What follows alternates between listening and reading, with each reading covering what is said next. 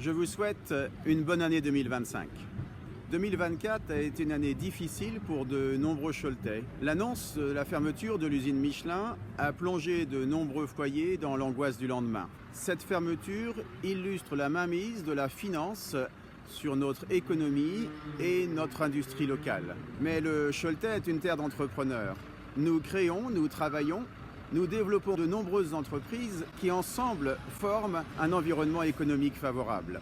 En revanche, nous ne savons pas toujours assurer le financement des entreprises quand elles grossissent. Et alors, parfois, elles tombent dans les mains de grands groupes internationaux. Dans ce cas, souvent, le lien entre le territoire et les entreprises se défait. Dans les années qui viennent, nous devrons donc renforcer ce lien qui existe entre les entreprises qui se développent et la ville de Cholet et l'agglomération. Les agriculteurs ont eux aussi manifesté leur désarroi. Alors qu'il faudrait une agriculture plus locale, plus paysanne, on continue de développer une agriculture industrielle qui tente de répondre aux exigences de la concurrence internationale et qui finit par sacrifier les hommes, les femmes qui travaillent dans ce domaine, ainsi que l'environnement.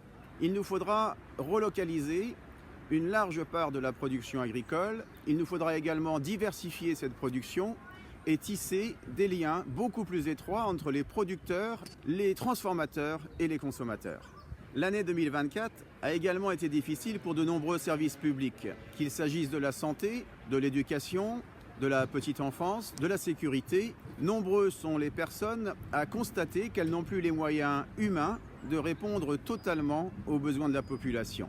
Les gouvernements qui se succèdent privent les collectivités locales, la ville de Cholet, Cholet Agglomération, de millions d'euros de financement. C'est une erreur lourde, car ce sont bien les collectivités locales qui aujourd'hui financent plus de 70% des investissements publics. Face à ces coupes budgétaires, Cholet Agglomération a fait le choix de créer un nouvel impôt, une nouvelle taxe foncière sur le bâti de 5%.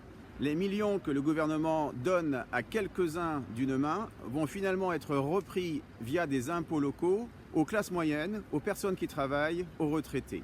C'est ce que j'ai condamné et c'est pourquoi, pour la première fois, j'ai voté contre le budget prévisionnel de Cholet Agglomération. Localement, d'autres voies existent. Il est possible de diriger la ville de Cholet et Cholet Agglomération d'une manière beaucoup plus apaisée, sans violence.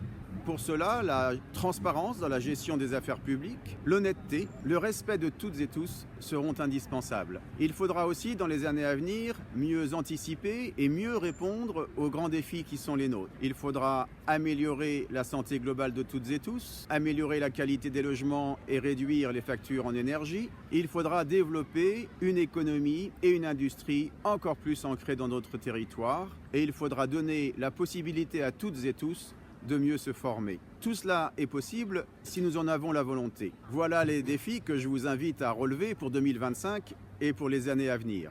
Tous mes vœux pour 2025.